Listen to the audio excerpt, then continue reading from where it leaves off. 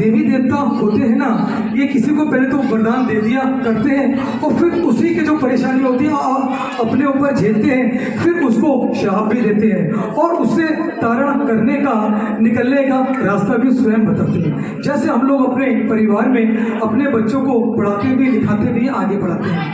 तो खैर महिषासुर था, उसको वरदान मिला हुआ था कि वो किसी से भी नहीं मरेगा और उसने सभी देवताओं के ऊपर, देवियों के ऊपर राज किया, हाहाकार मचा दिया, सभी को दुख दिया, पीड़ा दी, हृदय की गहराइयों से सारे उसके अंदर ब्रह्मांड में त्रहिमाम हो गया, त्रहिमाम। तो सभी देवी देवता इकट्ठे होकर के ब्रह्मा जी के पास जाते हैं, कहते हैं कि हे ब्रह्मा जी, आपने ये वरदान दिया था मगर ये महिषासुर मर नहीं रहा, ये पापी मर नहीं रहा, इसने सभी के ऊपर राज किया है, हम सभी लोग दुखी हैं, हम लोग सब दुखी हैं, तो आप बताइए इसका क्या निवारण है।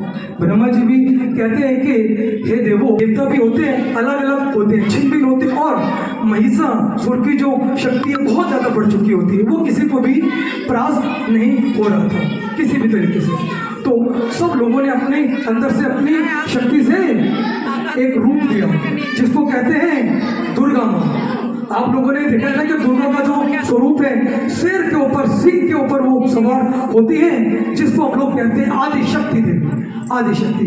उसने सभी देवताओं में से निकल करके एक रूप लिया आदि देवी शक्ति का, जिसको हमने रूप दिया दुर्गा माँ, कालिका माँ। आपने देखा होगा कि वो खूब लड़ी, वो मुंडों की जो माला भी डालती है उसी स्वरूप के अंदर होता है। तो उसने रूप लेकर के 9 दिन युद्ध किया महिषासुर से, 9 दिन युद्ध किया और उसका जब संहार किया 10वें दिन, 9 दिन पूरा खूब घमासान युद्ध चला। तो जैसे जो उसने 9 दिन युद्ध किया अलग अलग, जैसे चंद्रघंटा, कत्यानी देवी, इस तरीके से रोज रोज हम जो 9 देवी का स्वरूप पूछते हैं, उस देवी ने, दुर्गा माँ ने 9 दिन अलग अलग रूप लिए और आखिरी दिन उसका संहार किया।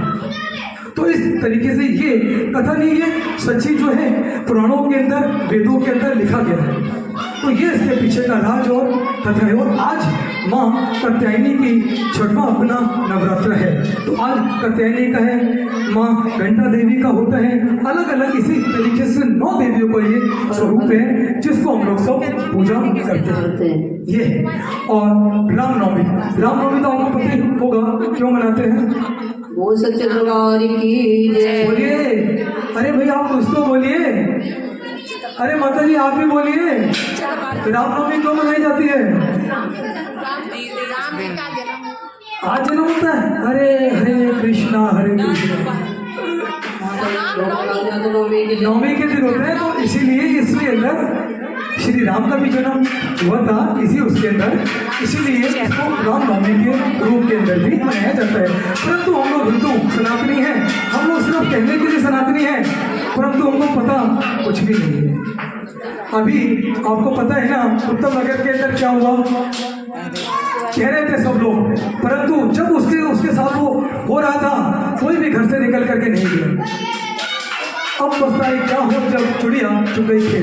बहुत धन्यवाद, कोटि कोटि नमन। वो सच्चे दरबार की जय।